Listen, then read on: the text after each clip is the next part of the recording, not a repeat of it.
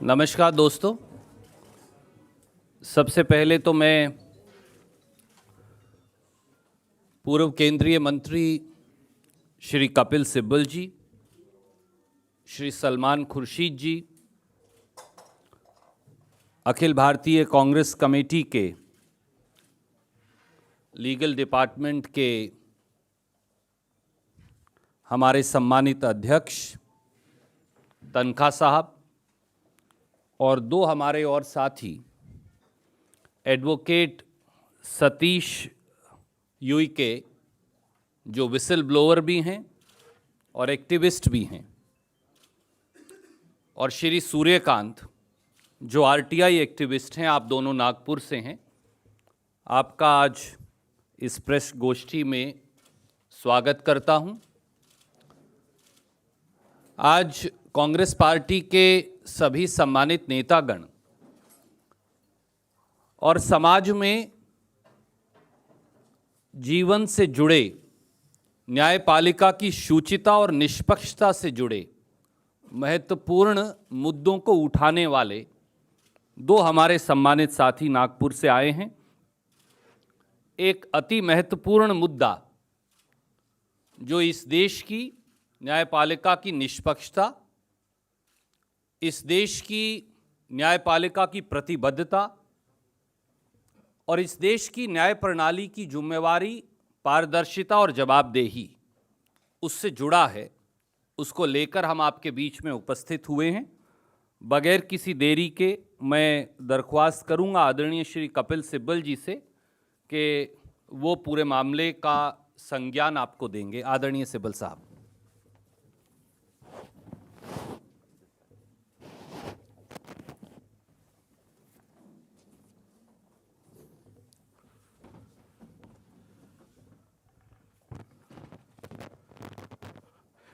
नमस्कार। सबसे पहले तो I want to thank my colleagues Salman bhai and Vivek bhai to be here with me today to share this moment with me.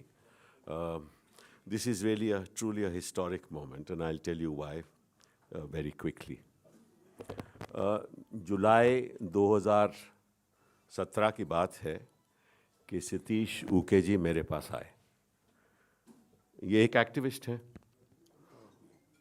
और lawyer भी हैं और मेडिकल उसमें एक्सपर्ट भी हैं। तो इन्होंने मुझे बड़ी एक अजीब सी बात बताई जो मैंने अपने पास तक रखी, किसी को बताई नहीं, क्योंकि मैं खुद डरा हुआ था। इन्होंने कहा कि उस समय जब ये बात लोया जी की सिस्टर ने वीडियो में बताई और जब ये मेरे पास आए तो उन्होंने कहा कि उस समय दो लोग 2014 में इनके पास आए थे। एक थे एक एक्टिविस्ट लॉयर खंडालकर और दूसरे थे एक रिटायर्ड डिस्ट्रिक्ट जज तोम्बरे।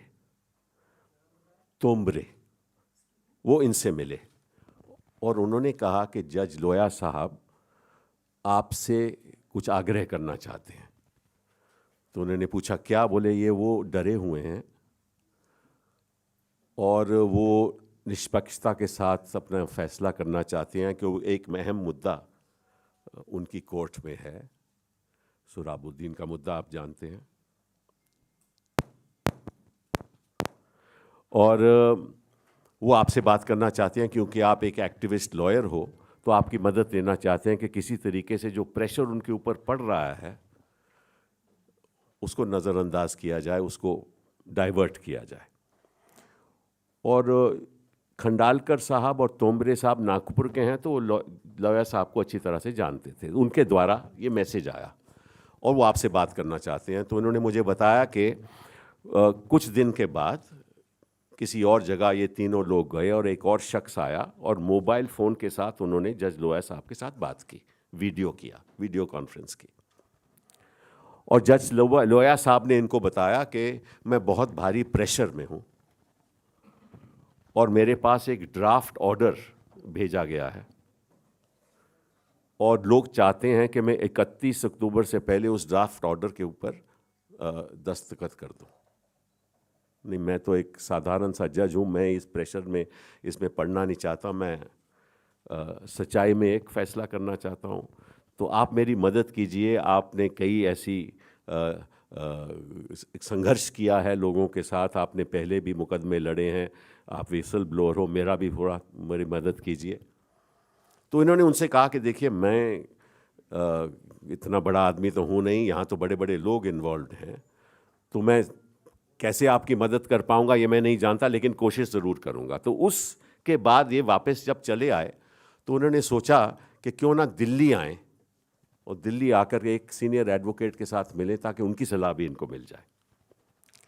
तो ये 3 लोगों ने दिल्ली आना था, खंडालकर, तोमरे और सतीश उके साहब। लास्ट मिनट पे खंडालकर साहब नहीं ज्वाइन कर सके क्योंकि उनका मुकदमा लग गया था, लेकिन तोमरे साहब और ये दिल्ली आए और इनकी जो फ्लाइट की टिकट्स हैं वो भी एविडेंस हमारे पास है।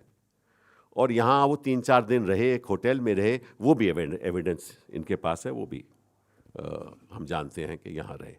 उसके बाद एक सीनियर एडवोकेट प्रशांत भूषण के साथ भी मिले और वो जो इतनी देर में वो जो ड्राफ्ट ऑर्डर था वो उनकी कॉपी भी खंडालकर साहब ने इनको दे दी और इन्होंने प्रशांत भूषण साहब को वो बात दे दी, ऑर्डर भी दे दिया कि ऐसे ऐसे ये बात है, ऐसे ऐसे प्रेशर पड़ रहा है लोहिया साहब के ऊपर। तो उसके बाद क्या हुआ कि प्रशांत भूषण जी ने ये सब बात सुनी, लेकिन कहा कि मैं आपकी ज़्यादा मदद नहीं कर सकता क्योंकि this is not enough evidence to move for me to move the court. तो ये निराश होकर वापस चले गए। वापस चले गए तो फिर आप जानते ही हो, लोहिया साहब नागपुर गए और 30 नवंबर की रात को या 1 दिसंबर 2014 की बात है, तो उनका देहांत हो गया। कैसे हुआ, किस वजह से हुआ, किसने किया, किसने नहीं किया, नेचुरल डेथ थी नहीं थी, इसके बारे में तो आज हम कुछ नहीं कह सकते। लेकिन ये जो सर्कमस्टेंसेस हैं ये कुछ अपनी ही कहानी बताते हैं।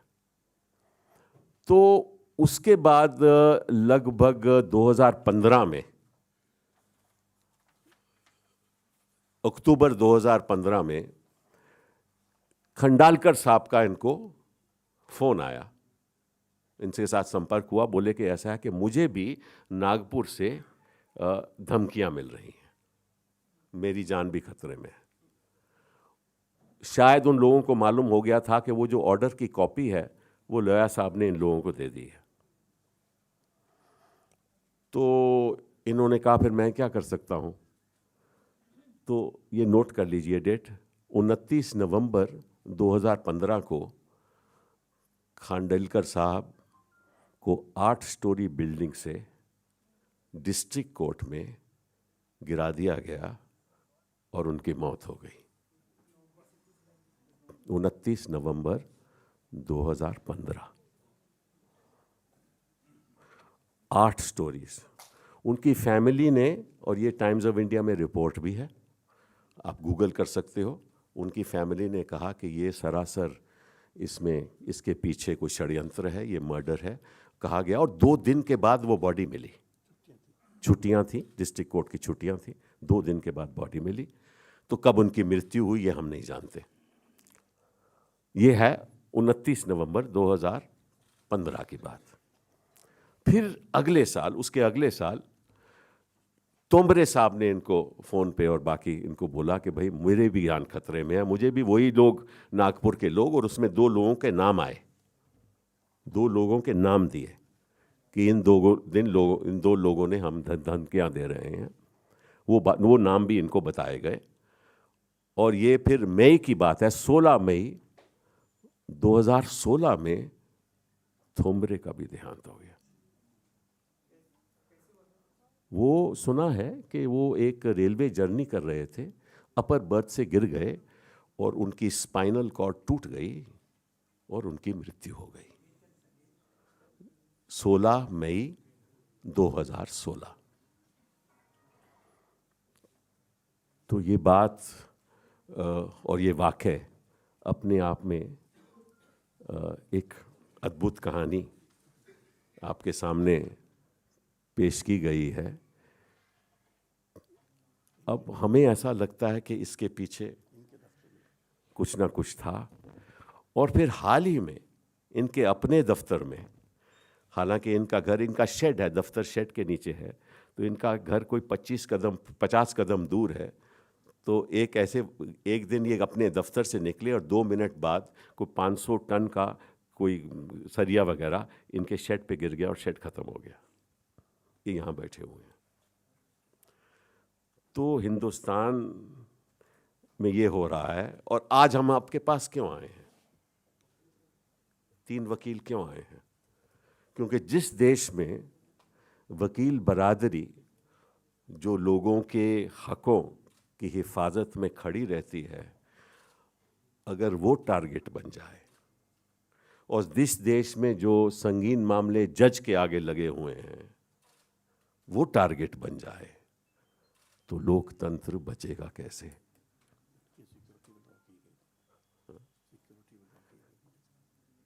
लोया साहब की सिक्योरिटी, जब वो नागपुर गए, उनकी सिक्योरिटी विड्रॉ की गई। तो पत्रकार तो हमेशा जनता के साथ खड़े रहते हैं, और वकील भी जनता के साथ खड़े रहते हैं, और जज भी जनता की हिफाजत करना चाहते हैं। जब पत्रकार भी खतरे में हो, जज भी खतरे में हो, वकील भी खतरे में हो, तो लोकतंत्र को बहुत भारी खतरा है। तो अब हम आपको, ये तो हमने मामले, ये मामले पब्लिक डोमेन में पहले नहीं हैं, ये मुझे मालूम था, तो मैंने सोचा कि वक्त आ गया है आप सबको बताने का। हमने एक, अब जो जज लोया कैसे वहाँ पहुँचे, नागपुर में किस जगह रहे, कोई पता नहीं।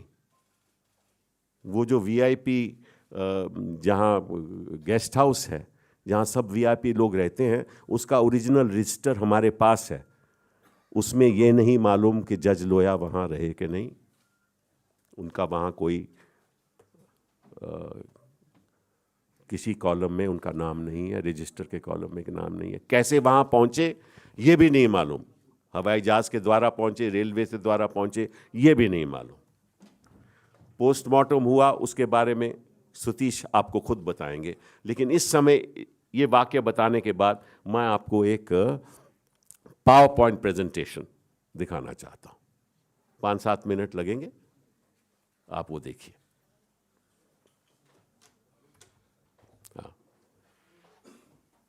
How do I explain? Can't see. Can I just go there? Yeah. It's all right, don't worry.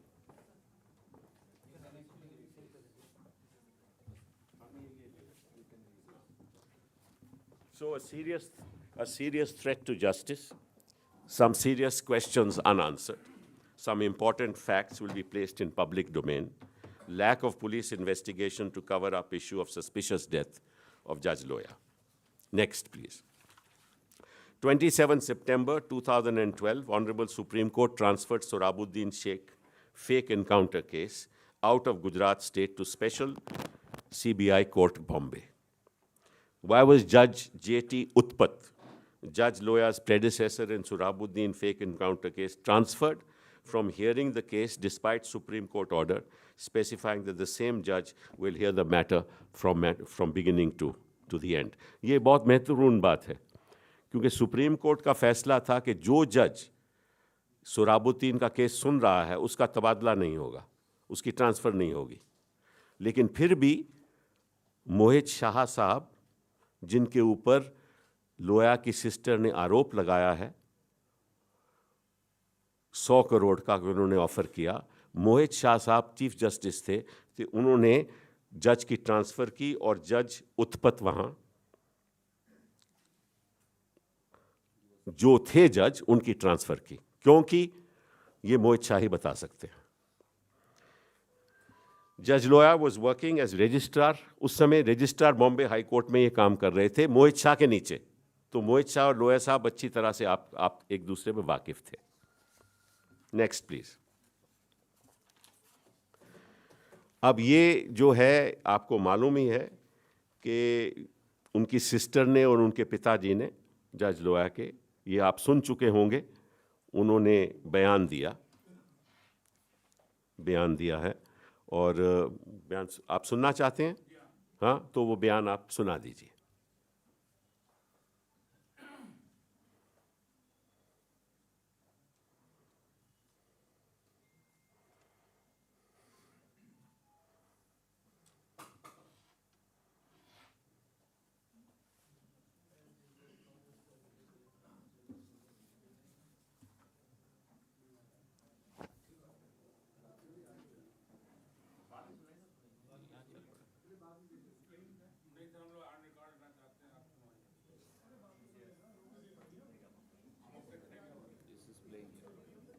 इसको ऑन कर दें।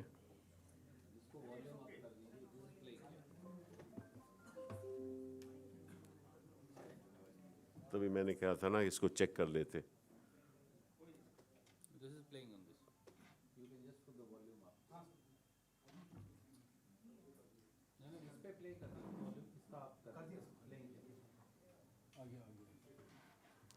आ गया, चलिए।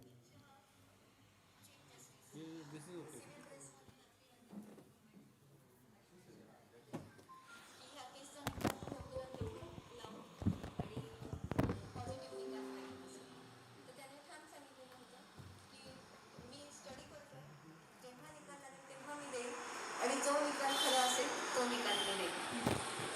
तर नंतर मी 1 महिन्यात त्यांना खूप प्रेशर देत होते की नाही, लवकरात लवकर या 30 डिसेंबरच्या आत निकाल पाहिजे. आमिषमध्ये त्यांना आमिषच होतं की 100 कोटी रुपये तुम्हाला देतो, तुम्ही ही पॉझिटिव्ह आमच्याकडून हे सांगा. मोहित शहा म्हणजे जो चीफ जस्टिस आहे तो सांगायचा स्वतः की, आणि सिव्हिल ड्रेसमध्ये रात्री अर्ध्या रात्री बोलू. हे तुम्हाला कोणी भावाने सांगितलं. म्हणजे लाच वगैरे जेव्हा केली होती वगैरे हे तुम्हाला त्यांनी कधी सांगितलं? हाँ, वो मैं आपको बता दूंगा। इस पे लिखा है, आपको छोड़ दें, इसको बंद कर दें। तो कहने का मोटी मोटी बात जो कही गई वो ये है कि मोहित शाह साहब ने इनको 100 करोड़ का ऑफ़र किया। ये उनकी बहन कह रही है, और ये जज लोया साहब ने बहन को बताया कि 100 करोड़ का ऑफ़र हुआ। और साथ साथ ये भी कहा कि आप जो अगर ज़मीन वमीन चाहते हो मुंबई में और फ्लैट वैट चाहते हो वो भी आपको मिल जाएगा, और 100 करोड़ आपको नागपुर से मिल जाएंगे। ये बात सिस्टर ने वीडियो में रखी है। हम सब सवाल पूछना चाहते हैं, और ये सवाल जुडिशरी के ऊपर है कि जब आपको ये बात पता चली, जब उनकी बहन ने ये बयान दिया, तो आपने हाई कोर्ट ने, मुंबई के हाई कोर्ट ने बॉम्बे के हाई कोर्ट में FIR क्यों नहीं लॉन्च किया?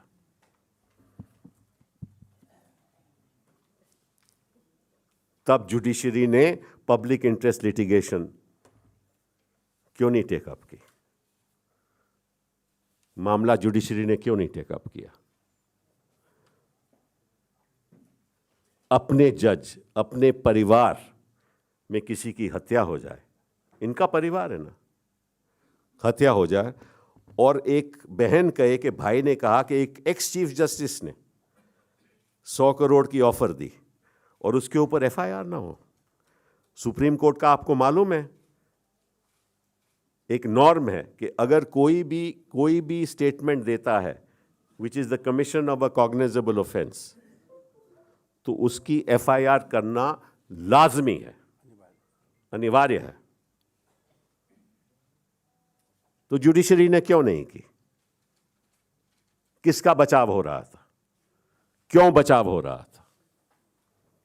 चलिए आगे बढ़ते हैं। एक मिनट, नहीं, मैं हाई कोर्ट की बात कर रहा हूं। चलिए, और फिर हाँ, ये भी मैंने बता दिया आपको ऑलरेडी। देन सिक्योरिटी, हाँ, फिर ये जो अगला दीजिए आप, सिक्योरिटी वाला, नवंबर 2014 का सिक्योरिटी, जज लोया की सिक्योरिटी वापस ले ली गई जब वो नागपुर गए। ये हमारे पास डॉक्यूमेंट है।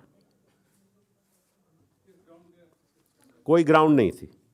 कह रहे थे कि भाई उनका जो सिक्योरिटी अफसर था वो बीमार था, तो अगर बीमार हो जाता है कोई सिक्योरिटी अफसर तो दूसरा सिक्योरिटी अफसर दिया जाता है। लेकिन वो कोई दूसरा अफसर नहीं है, वो विदाउट सिक्योरिटी नागपुर गए। वो CBI के जज थे। सीबीआई की केस हैंडल कर रहे थे ना, सोहराबुद्दीन सीबीआई का स्पेशल जज थे ना, वो सिक्योरिटी वापस चले जी। लिखा है, you are inform that no security is provided to honourable BH Loya, जज of CBI court, from safety and security department during period 24/11/2014 to 2/12/2014, 30th November and 1/12/2014 he died. There was no security. Why? Why did the High Court not inquire? Why was no security given to their own CBI judge? Why did they not, the High Court, inquire into this matter? किसका बचाव हो रहा था? Then जिस register में नामों का नाम लिखे जाते हैं, वो VIP जो रजिस्टर है, उसमें केवल श्रीकांत कुलकर्णी जो उनके साथ अलेजिडली गया, उन्हीं का नाम है। लेकिन मोडक, जज मोडक जो उनके साथ गया, उनका नाम भी नहीं है, और लोया साहब का भी नाम नहीं है। वो रजिस्टर हमारे पास है, वो एक्सट्रैक्ट हमारे पास है, हम आपको अभी दिखाएंगे। ये रवि भवन में ये रजिस्टर है। इनमें केवल श्रीकांत कुलकर्णी का नाम है। श्रीकांत कुलकर्णी का, he stayed in AC suite number 10 of Ravi Bhavan, Nagpur, as per records in RTI, while there is no record found to stay of Judge Loya and Judge Modak. तो कहाँ रहे वो, ये नहीं मालूम। फिर उसमें कई एंट्रीज हैं ऑक्यूपेशन की, और इस रजिस्टर में अगर हम आपको दिखाएंगे तो 3 कॉलम ही खाली हैं, बाकी सब भरे हुए हैं। और एक कॉलम की एंट्री 2017 की है, ये भरा गया 2014 में। रजिस्टर 2014 का है, एक एंट्री 2017 की है। किसी ने गलती से 17 में भर रहा होगा वो 2-3 पेज, उसने गलती से 17 लिख दिया।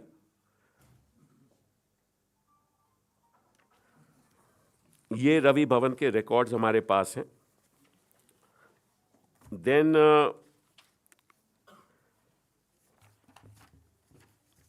फिर तीसरी बात यह है कि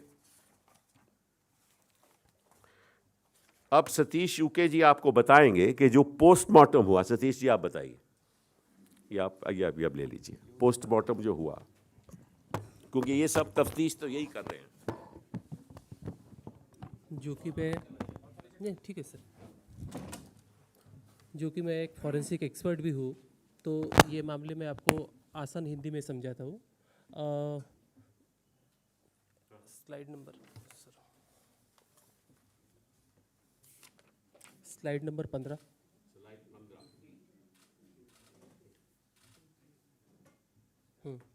ये गवर्नमेंट मेडिकल कॉलेज नागपुर यहाँ का पोस्टमार्टम रजिस्टर है। इसमें सारी एंट्रीज होती है कि उस दिन वहाँ पे कितनी पोस्टमार्टम के लिए डेड बॉडीज़ प्राप्त हुई। इसमें सबसे ऊपर की जो एंट्री है वो जस्टिस लोया साहब की नाम की एंट्री है, और उनका जो पोस्टमार्टम हुआ है वो 10:50 पे हुआ है। और सबसे नीचे की जो 2 एंट्रीज़ है, ये 1/12/2014 को,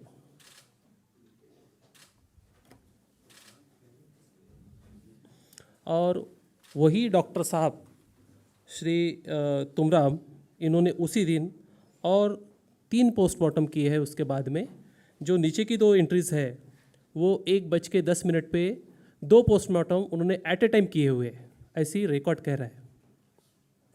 अब पोस्टमार्टम को 40-45 मिनट लगते हैं, लेकिन ये ऐसे एक डॉक्टर हैं जिन्होंने 2 पोस्टमार्टम 1 बजे कर दिए, एक साथ कर दिए। अब कम से कम 40-45 मिनट बॉडी कट करना, उसका विसेरा कलेक्ट करना, इसको लगते हैं, और 15 मिनट उसका पोस्टमार्टम फॉर्म और विसेरा फॉरवर्डिंग फॉर्म को फिलअप करने में लगते हैं। ये डॉक्टर साहब ने 2 पोस्टमार्टम एक साथ किए हैं। ये मेडिकल जूरिस्प्रूडेंस के हिसाब से कतई मान्य नहीं है। उसके बाद में ये 1:10 पे 2 पोस्टमार्टम करते हैं, और उसके तुरंत 15 मिनट के बाद में फिर एक दूसरा पोस्टमार्टम करते हैं। और ये सारा गवर्नमेंट रिकॉर्ड है। इसके ऊपर में जो सील है वो स्टेट ऑफ महाराष्ट्र की सील है। ये सारी चीज़ें दर्शाती है कि ये रिकॉर्ड फिर से रीराइट हुआ है, मैनिपुलेट हुआ है किसी चीज़ को छुपाने के लिए। उसके बाद में स्लाइड नंबर 16 पे आएंगे। ये पोस्टमार्टम रिपोर्ट है जज लोया साहब का। इसमें जो फर्स्ट पेज पे नीचे की जो एंट्रीज़ है उसमें लिखा है कि as per the police he died on 7/12/2014। लोया साहब की डेथ 1/12/2014 को ही उनका पोस्टमार्टम 1/12/2014 को हुआ और वो उस कागज़ पे लिखा है कि पुलिस के रिकॉर्ड के हिसाब से ये 7/12/2014 को मरे हुए हैं। लेकिन ये हो सकता है, ये मैंने भी इनको बोला है कि ये 7 जैसे गलती से आदमी 1 लिखे तो 7 भी दिख सकता है, ये मैंने इनको बोला है कि हो सकता है ये गलती हो। जी ठीक है, हम कोई ऐसी बात नहीं करना चाहते। जी। उसके बाद में स्लाइड नंबर 17 पे आएंगे। इसमें एक कॉलम है रिगर मॉर्टिस नाम का। रिगर मॉर्टिस यानी आदमी की जब डेथ होती है तो वो अगर ठंड के दिन होते हैं तो 10-15 घंटे के बाद में उसकी बॉडी अकड़ना शुरू होती है, जिसको रिगर मॉर्टिस बोलते हैं, जिसको हिंदी में मरण संकोच बोलते हैं। ये ठंड के दिनों में 10-15 घंटे के बाद में शुरू होता है, धूपकाले के दिनों में मिनिमम 10 घंटे लगते हैं। एक बात यह है कि जो पोस्टमार्टम हुआ ये 10:30 और 11 बजे हुआ सुबह, और उनकी मृत्यु कहते हैं कि 6 बजे हुई।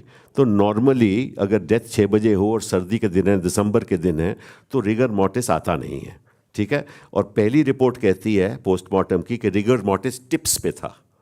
ठीक है, सिर्फ उंगलियों पे था, बाकी लिम्स पे नहीं था, बाकी बॉडी पे रिगर मॉर्टिस नहीं था। लेकिन होता प्रोसीजर क्या है कि जैसे ही डॉक्टर पोस्टमार्टम करता है, डॉक्टर जो विसरा है बॉडी का, वो एक एप्लीकेशन फॉर्म फिल करता है ताकि विसरा केमिकल एग्जामिनेशन में चले जाए। तो जैसे ही 2 फॉर्म फिल होते हैं, एक पोस्टमार्टम के, एक application form for sending the viscera to the chemical expert. Viscera के फॉर्म में लिखा है that the rigor mortis was well marked, मतलब कि सारी बॉडी में था। तो एक रिपोर्ट कहती है कि टिप्स पे था, और वही डॉक्टर उसी टाइम कहता है कि सारी बॉडी पे था। आप ये स्लाइड को अगर स्लाइड नंबर 20 के साथ में अगर देखेंगे, जिस सर ने बताया अभी कि viscera well marked on whole body, ये आपको स्लाइड नंबर 20 पे दिखाई देगा। ये नीचे में एक कॉलम है रिगर मॉर्टिस वेल मार्क्ड। ये भी डॉक्यूमेंट उसी डॉक्टर ने प्रिपेयर किया है, उसी वक्त पे प्रिपेयर किया है, और ये भी गवर्नमेंट का रिकॉर्ड है। यानी एक ही डॉक्टर एक वक्त में बोलता है कि रिगर मॉर्टिस एक डॉक्यूमेंट में नहीं है, दूसरे डॉक्यूमेंट में बोलता है कि वेल मार्क्ड है। इसमें से साफ सुथरा दिखाई पड़ता है तो कि वेल मार्क्ड हो ही नहीं सकता, क्योंकि 6:30 बजे अगर डेथ हो और 11 बजे आप एग्जामिनेशन कर रहे हो, तो वेल मार्क्ड तो हो ही नहीं सकता। तो इसमें से एक बात तो स्पष्ट तौर पे दिखती है कि पीएम रिपोर्ट जो है ये एंटीडेटेड, मैनिपुलेटेड है, और जो विसेरा गया हुआ है वो जस्टिस लोया का नहीं है। क्योंकि एक ही डॉक्टर के 2 कॉन्ट्रडिक्टरी रिकॉर्ड अवेलेबल है, और ये मेडिकल जूरिस्प्रूडेंस के हिसाब से, कानून के हिसाब से पॉसिबल नहीं है। उसके बाद में और कुछ बताना चाहते हो? जी सर। हाँ कोई खास बात हो तो बता दो। वैसे उसी तरीके से slide number 19 opinion as to cause of death, coronary artery insufficiency. ये डॉक्टर उस दिन पीएम में बोल रहा है कि उनकी डेथ जो है कोरोनरी आर्टरी इनसफिशिएंसी के कारण हुई है। सेम डॉक्टर उसी वक्त में विसेरा फॉरवर्डिंग फॉर्म में स्लाइड नंबर 21 पे a case of sudden death, दोनों में उसने अपना ओपिनियन टोटली चेंज कर दिया है। एट ए टाइम दोनों पेपर्स बने हुए हैं, दोनों में फ़र्क है। इस तरीके से थैंक यू। अब हम मोटी मोटी बात आपको हमने आपके सामने रख दी। अब हम आग्रह करेंगे आपसे, एक तो सवाल पूछ लिए जो भी पूछ लिए, इस दिन सबसे अहम जो आग्रह है, ये मुद्दा किसी एक केस के साथ जुड़ा हुआ नहीं है। ये मुद्दा लोगों की हिफाजत का है, चाहे वो जज हो, चाहे वकील हो, और इंस्टीट्यूशन की हिफाजत का है। अगर इंस्टीट्यूशन खड़े होकर ये नहीं कहेगी कि अब इसकी जांच किसी सीबीआई के द्वारा नहीं होगी, मैं पूछना चाहता हूँ कि ये पब्लिक इंटरेस्ट द्वारा कैसे फैसले कोई कर सकता है? आज के दिन सुप्रीम कोर्ट में पब्लिक इंटरेस्ट लिटिगेशन पेंडिंग है। क्या किसी केस की इन्वेस्टिगेशन पब्लिक इंटरेस्ट लिटिगेशन के द्वारा हो सकती है? ये तो तभी होगी ना अगर कोई हाई लेवल इन्वेस्टिगेशन होगी। तो हमारी मांग क्या है? सबसे पहले that this matter must be referred to an independent SIT where there is no CBI officer and there is no NIA officer. this independent SIT must be chosen if this investigation is to go on. Otherwise, we will go to the nation, we'll go to every village. हर हिंदुस्तान के हर कोने में जाएंगे अगर ऐसा नहीं हुआ कि ये अन्याय हो रहा है और कुछ छपाया जा रहा है और कुछ लोगों की हिफाजत हो रही है। तो ये हमारी मोटी मोटी मांग है।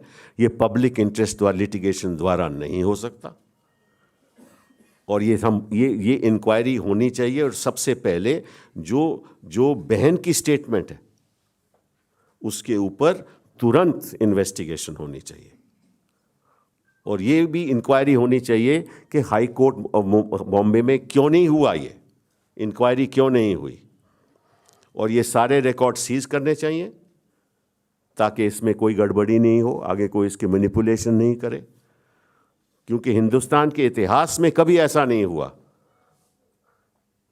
अभी हम देख रहे हैं कि डिस्ट्रिक्ट कोर्ट में भी गोलियां चल जाती हैं, लेकिन अगर हर मामले में जिसमें लगता है कि कोई शंका है, हर मामले में ऐसे गोली चलने लगे तो न तो हम जा पाएंगे कोर्ट और न जज सुनाएगा फैसला। और यही बात हमारे वो 4 जज कह रहे थे, यही बात 4 जजों ने कही कि डेमोक्रेसी इज इन पेरिल, लोकतंत्र खतरे में है। हमें किसी एक केस से लेना देना कुछ नहीं है, लेकिन अगर इतने गंभीर मामले, इतनी एविडेंस के बावजूद एक पब्लिक इंटरेस्ट द्वारा एक वकील खड़ा होकर कहता है कि साहब ये 3 जजों की स्टेटमेंट है, 4 जजों की स्टेटमेंट है, ये स्टेटमेंट मान ली जाए और मामला खत्म हो जाए, ये न मैं मानूंगा, न हमारी पार्टी मानेगी, न हिंदुस्तान मानेगा। बहुत बहुत धन्यवाद। Any questions? One by one.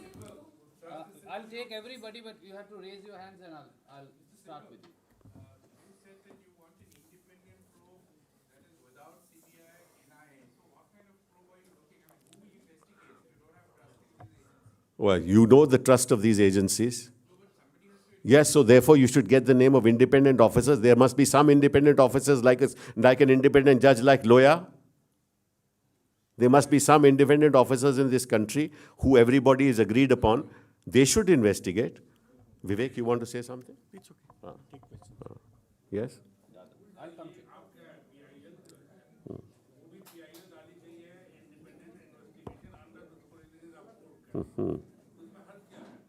नहीं, इस समय डॉक्यूमेंट्स पेश हो रहे हैं कोर्ट में कि साहब ये जजेस की स्टेटमेंट है, ये 4 जजेस की स्टेटमेंट है, अब इसको क्लोज किया जाए। ये क्या हो रहा है?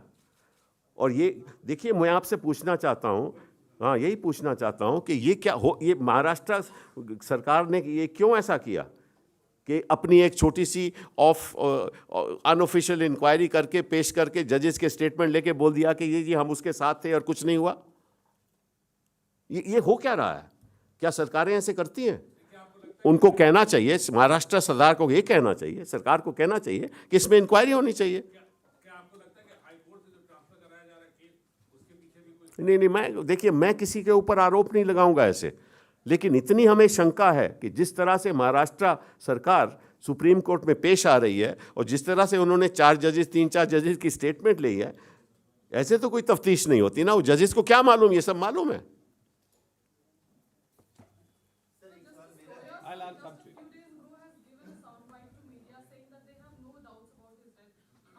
Who said that? Who said that?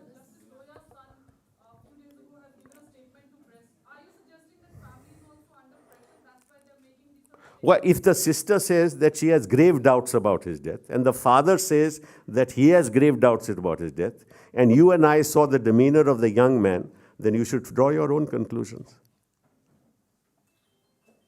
Sir, मेरा सवाल ये है, इसी से जुड़ा हुआ वामपंथी दलों की तरफ से एक इम्पीचमेंट चीफ जस्टिस के खिलाफ, वो एक प्रस्ताव कांग्रेस पार्टी के पास।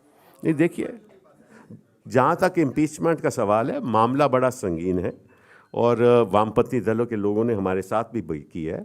हम भी बाकी लोगों के साथ बात कर रहे हैं कि फैसले जल्दबाजी में नहीं लिए जाते, मामला संगीन है और जो होगा आपको पता चल जाएगा। Manoj ji. Today you also said that 3 lawyers that are also very suspicious, apparently for whom Justice 2 lawyers, 1 lawyer and 1 retired district judge. Naturally, this is part of the same transaction, it seems. It seems it's part of, जैसे सराबुद्दीन और प्रजापति की death हुई, ऐसे ही ये हुआ. एक साल का फैसला था. 1 साल का फासला था, बस. जिस तरह से आप कह रहे हैं कि हम राष्ट्र में जाएंगे, पार्लियामेंट में कुछ करेंगे आप, और दूसरी चीज कि उस डॉक्टर का स्टेटस क्या है अभी, कहाँ है, जिंदा है, नहीं है, जिसने पोस्टमार्टम किया है? नहीं, अभी तो जिंदा होगा, क्योंकि वो बेचारे ने बयान देना है इनके हक में. हम तो चाहते हैं हिफाजत रहे उसकी. हमारी भी थोड़ी बहुत हिफाजत कर देना यार. नागपुर में है, मेयो हॉस्पिटल में है.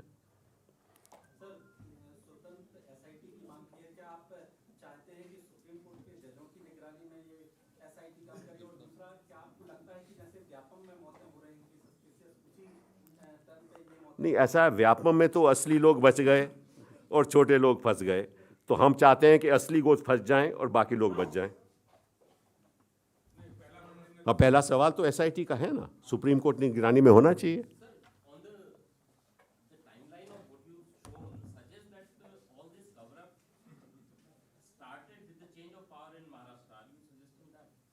No, I don't know. See, this is a matter of investigation.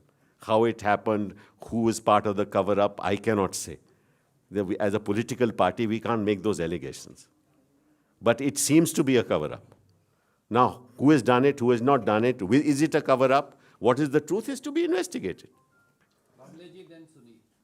Sir, जब तक एसआईटी नहीं बनती जैसी आप चाह रहे हैं, सुप्रीम कोर्ट में मामला चल रहा है, तो क्या ये कागज लेके आप सुप्रीम कोर्ट जाएंगे या नहीं? नहीं. हम चाहते हैं ये कागज हम उसी एसआईटी को दें जो निष्पक्ष होगी. हाँ? नहीं, सुप्रीम कोर्ट की बात, भरोसा है. क्यों नहीं भरोसा है? Sir, I want to just digress on another issue of Justice S.N. Shukla. You know, the Yes. in-house committee has recommended and Chief Justice has written to the Prime Minister, just like Solicitor said, Right. for his removal. Right.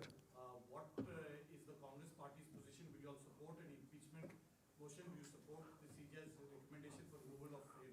Well, we certainly congratulate the Chief Justice of India for have taken a principled position, and that principled position must apply to all cases. You